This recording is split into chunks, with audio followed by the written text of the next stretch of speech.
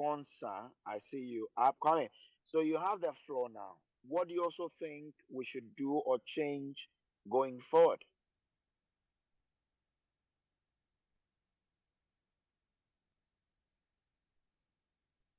Kwame, can you unmute your microphone so we can? Good. So you have the floor now, sir. Okay, thank you so much for giving me the opportunity. I've listened very well to everyone who has spoken, and it's very good, observations.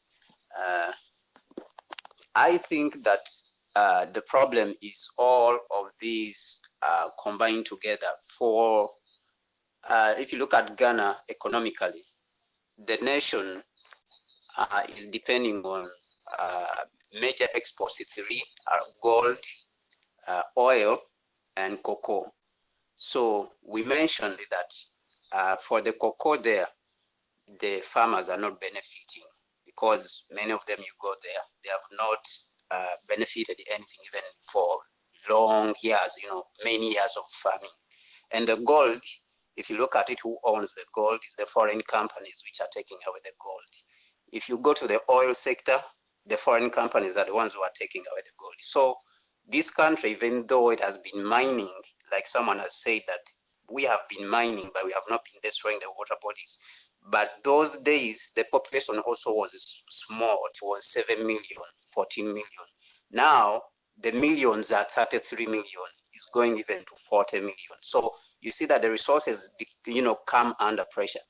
And so this means that the government, the leadership of the country is supposed to take back the resources from the people who are sending them outside to benefit the people. If the people don't see the benefit from the resources which are coming from the land, majority of them are being taken by foreigners. Newmont, Ashanti Gold, all these companies are sending away, all the resources, the oil, and the country is not growing. Problems are in. People are going to find ways of surviving. The cocoa is not enough for them. So this means that what people like Ernesto Yebu have been doing and putting pressure for the government to take back the resources, Economic Fighters League, this is the struggle which I think that everyone needs to join, because this struggle is tied together. The big men are there mining, but they are using the local people, because the local people don't have money. But it is because the government is not taking its action to take back the resources, like what Nkrumah was doing, to take back the resources so that the resources belong to the country. This government feels helpless because it cannot touch these big mining companies, which are American and white people. So unless you touch them, like what Nkrumah did, and then you take back the resources for the people, you build the people, like someone said, if you don't solve the poverty, the mining, don't talk about it. The GALAMSEY stopped even talking about it.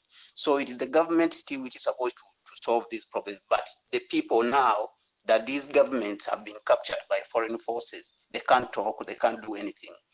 Then people have to rise up and fight them. And I think that people have to join the Economic Fighters League and what it is doing. They are young people, small people, but I think that everyone has to join them. That is where the struggle is going on. But in a country where people feel that government entities are not managed well in quote, and if you look at how these multinationals have been able to manage their companies in the mining sector, will it be economically advisable to say the state should fight for ownership I think for that these is lands? the issue of management is a myth. When you look at things like structural adjustments, those things, they came to steal resources from Africa and deindustrialize the continent. That is why they brought that narrative that state cannot manage. But we have seen China manage the resources very well with state enterprises. We have seen Singapore doing this. This was a false narrative. So, and people bought it. Some people bought it, especially in the global south, and many of them fell in that trap. And even the World Bank came out to declare that the structural adjustments were a disaster. They were a disaster. They didn't produce anything. They dropped more people into poverty. But they were telling us privatization is the way. And a lot of our educated people bought that false narrative. And we went down. So it is time that we build a new African narrative, because we have seen examples that have been there. China is the shining example. Even Russia is there. Okay. All right. Thank you very much for your thoughts. Let's now welcome Albert Mensah to share his thoughts with us. Albert, so you have the floor now. What is your suggestion about how the fight against Galamsey can be won going